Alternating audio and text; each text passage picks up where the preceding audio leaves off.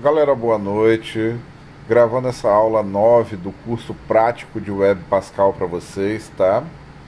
E pegando o feedback de vocês, eu vim trazer nessa aula e vou continuando nela, baseado em exemplos mais de CRUDs e situações que vocês mesmos, alunos, vão pedindo aí nos feedbacks que eu vou pedindo a vocês no grupo. Então, eu vou mostrar para vocês um exemplo novo, que ele está bem lisinho, com muito pouca coisa, para vocês usarem já de demo e começarem a estudar, tá? Para a gente ter exemplos mais elaborados, vai sendo detalhado. Esse exemplo novo foi adicionado hoje, é esse Web Pascal Retaguarda. Ele está dentro da pasta Demos Web Pascal Retaguarda Server. Ele é em Delphi, mas vai ser convertido para Lazarus.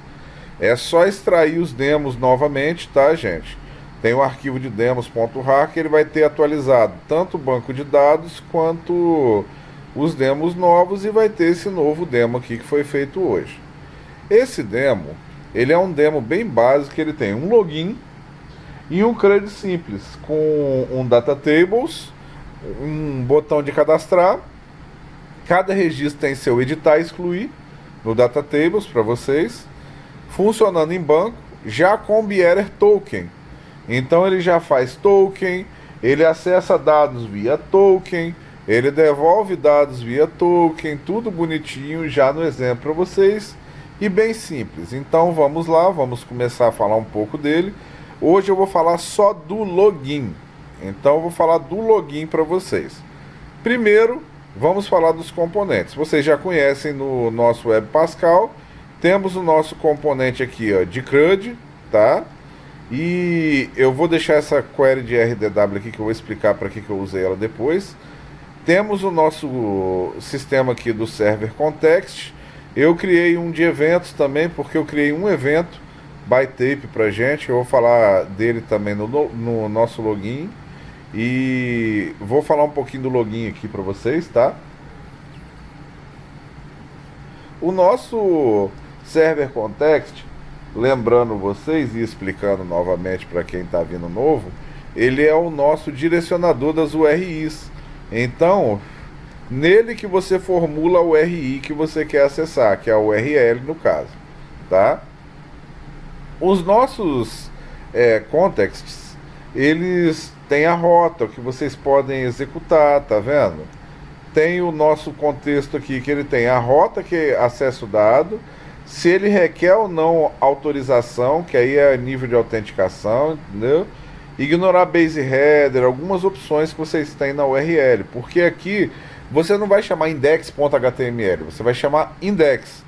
Aí o RDW vai vir aqui no nosso server context, que é o gerador de rota de dados, que ao mesmo tempo que ele gera rota, ele também pode responder execução. No nosso caso, a gente está usando os nossos componentes aqui, ó, de rules, que é o context rules. Depois a gente vai voltar de novo nos exemplos comuns, mas nas aulas anteriores já foram explicados. Então aqui, para vocês, tomando por base, que vocês já aprenderam basicamente o que é os nossos contexts, que é cada contexto aqui, ó. Então o nosso contexto que a gente vai trabalhar é esse index aqui, ó, que ele é o login. Por que a gente vai trabalhar nele? Ele é o primeiro, ele não tem autorização e ele funciona só via GET. Ok, gente? Então, se eu tentar rodar ele em qualquer outro método, ele não funciona, só no GET. Ao mesmo tempo, o nosso main, ele só funciona via post, não funciona via GET e requer autorização. Por quê? Porque só após logado vocês vão ter acesso ao data tables com o CRUD. Por isso que nós vamos explicar hoje somente o login. Vamos lá. Primeiro eu vou rodar para vocês, tá? Vou rodar para vocês o nosso exemplo. Para rodar esse exemplo, vocês têm que colocar na configuração Bearer, JWT ou RDWTS, e o banco vocês têm que apontar para a pasta Demos, tá? Lembrando que meu banco é Firebird 2.5, tá, gente? E se vocês quiserem outro, vão ter que converter. Iniciar. Após iniciar o nosso servidor, Vejam que a URL, ó, se eu colocar aqui www barra, tá?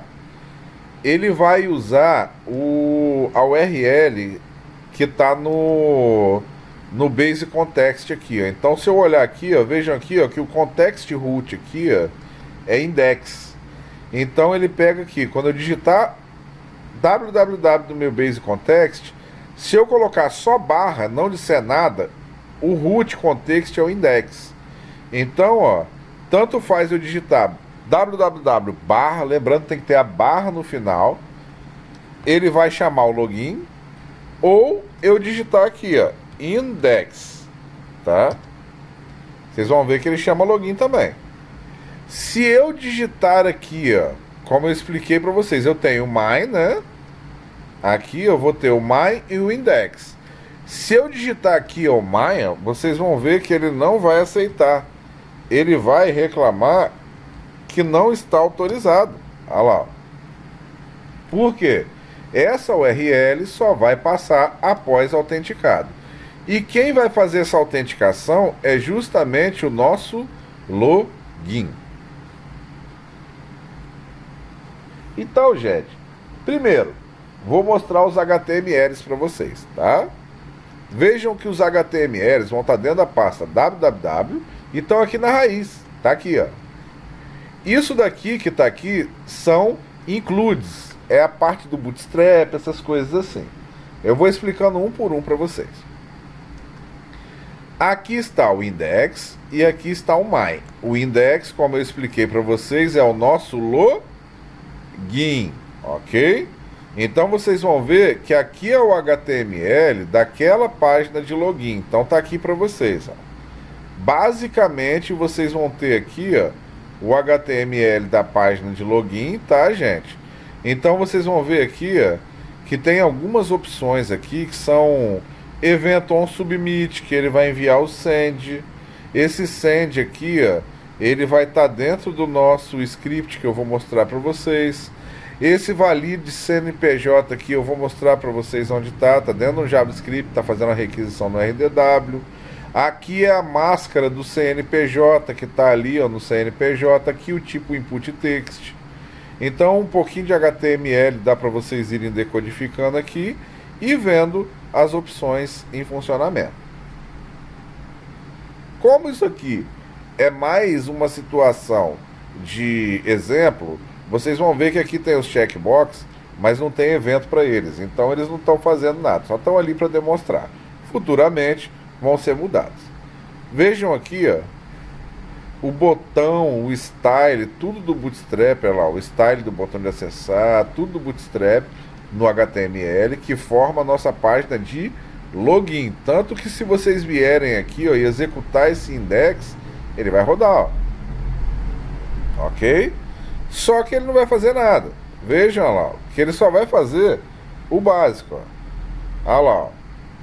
Não consulta. Por que ele não consulta? Porque não tem servidor. Então aqui, olha lá, é só HTML básico. Ok? Básico. Não está fazendo nada. Tá, gente? Quem vai fazer esse motor funcionar é o JavaScript e o RDW. Se vocês olharem novamente no HTML, vejam aqui, ó, que foi posto nele uma tag para scripts, que é justamente os scripts que eu quis colocar dentro do RDW ao invés de colocar num arquivo. Tá aqui, ó, tag de scripts. Ah, mas por que você não coloca no arquivo JS para dar manutenção? Gente, existem duas situações que vocês podem e não podem usar. Então, exemplo, se eu colocar os meus JavaScripts dentro do meu programa, quando eu carregar os servidores já estão em memória, são despachados instantaneamente. Se eu colocar arquivo em disco, vai requerer uma requisição, tanto a disco quanto a servidor, para buscar o JavaScript. Então depende do que vocês querem. Escrever arquivos em disco, vocês têm a flexibilidade da manutenção, mas tem o custo do consumo e vocês têm o custo de acesso a disco. Então são dois consumos a mais, é um peso maior. Se vocês quiserem escrever em memória, então vocês já sabem. Depende de como vocês querem usar. Então vai ter situações que vocês vão escrever o arquivo em disco, mas vai ter situações que vocês vão requerer ele no servidor, que é muito mais rápido, a entrega é mais rápida. Ela já está em memória, ele não vai precisar de acessar disco. Então são coisas muito melhores. Depende de como vocês querem trabalhar. Eu coloquei o nosso JavaScript dentro da propriedade do nosso context rule. Então aqui, ó, no nosso index aqui da URL, ele está ligado ao nosso context rule index. E nele, na propriedade include scripts, vejam que aqui, se vocês apertarem Code Editor, vocês vão ver o evento que faz o getToken. Vejam aqui o send, que é aquele que o botão chama aqui no HTML, tá, gente? Então, para vocês aqui, ó, só para vocês entenderem, voltando ao nosso arquivo aqui, só para revisar muito bem, vejam aqui, ó, que a ação do nosso botão lá, ó, o submit, é o send. E o send é esse JavaScript aqui, ó. Send. Esse send, ele roda o getToken, que é isso aqui, ó. Vejam que ele vai pegar, para gerar o token, e-mail, password e CNPJ e jogar numa variável, ok? Aqui eu faço ponto val para poder receber o valor que está no componente. Então ele joga dentro da variável. Aqui eu rodo no Ajax uma execução post na URL getToken no meu servidor. O ponto barra é porque é na raiz do servidor que ele está rodando. Então é ponto barra getToken, ele vai rodar lá no servidor. Aqui vejam que eu formulo a autorização bearer, tá? E envio nome de usuário, CNPJ e senha dentro de um base 64. Lá no RDW, no evento do meu data module, se vocês olharem aqui, ó, no evento do meu data module getToken, aqui, ó, getToken, ele vai formular essa token a partir do que eu recebi.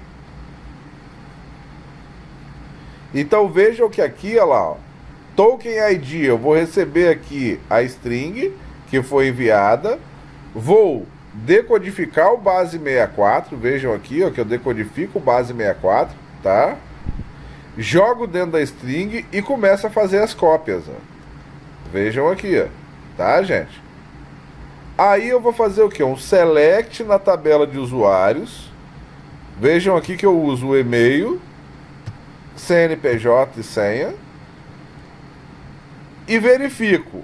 Vou aceitar a token se eu encontrar o usuário. Então aqui, ó, se não for fim de arquivo, eu aceito a token. Se não, eu vou mandar a mensagem de erro. Tá aqui, ó, invalid out. Se não, eu mando a token de volta aqui, ó. E essa token, eu gero ela com secrets, que no curso de RDW eu explico, vocês podem olhar lá melhor as autenticações. A secret eu mando a ID e o nome da pessoa, que eu posso decodificar depois isso, quando eu fizer a requisição. Vejam aqui, on user out token, ó. Ele vai abrir a token, por isso que eu uso aquela query de RDW, tá ali, ó. Ele vai abrir os secrets, decodificar para mim e rodar a tabela de usuário e me entregar isso no data module para a sessão inteira. Então vocês podem usar isso na sessão inteira, esse token que foi gerado no getToken, normalmente para acessar direto quem é o usuário a partir do token, que é bem legal. Então aqui, ó, no nosso index, para vocês verem, ó, ele vai rodar um evento aqui, ó, que eu vou rodar aqui só para vocês verem aqui os scripts de novo, tá? Que já está aqui, ó. Então vocês vão ver que ele vai rodar lá no servidor um getToken. Aqui no sucesso, se ele conseguiu trazer um token, eu vou fazer o quê? Aqui, ó, eu dou um storage desse token aqui, que é o retorno do data aqui, ó, do sucesso. Eu dou um storage aqui, ó, vejam 7 itens do Sensor Storage do Windows. Então a janela eu gravo esse token para a sessão inteira que vocês estão usando no navegador. Aí eu gravo esse token, depois eu vou usar esse token, vejam aqui, ó, que eu uso esse token na autorização bearer da nova URL. Quem é a nova URL que eu vou chamar? Mine. Então, Quando eu chamar esse main aqui, ó, ele vai agora vir para esse main aqui do RDW e usar o token que foi gerado aqui da sessão como autorização para requisitar o dado. Se ele conseguir passar, ele vai escrever o dado aqui, ó, nesse documento write e close aqui. Senão, ele vai levantar o erro aqui para vocês. Aqui está para vocês todo o sistema de login funcionando, que ele vai fazer essa execução somente desse JavaScript. Vejam aqui que eu levando o token, mostrando novamente em funcionamento. Tá aqui. O usuário que está aqui de demo para vocês, ele está dentro do banco lá, é só vocês olharem na tabela usuários. Vejam que eu vou botar aqui a URL, www. Ele vai chamar o login, já chamou, vejam aqui, ó. Vou colocar um CNPJ que eu cadastrei, o meu e-mail que eu cadastrei, 123 e acessar. Vejam que ele logou e passou para vocês. Então espero que tenham gostado, espero que assistam a aula.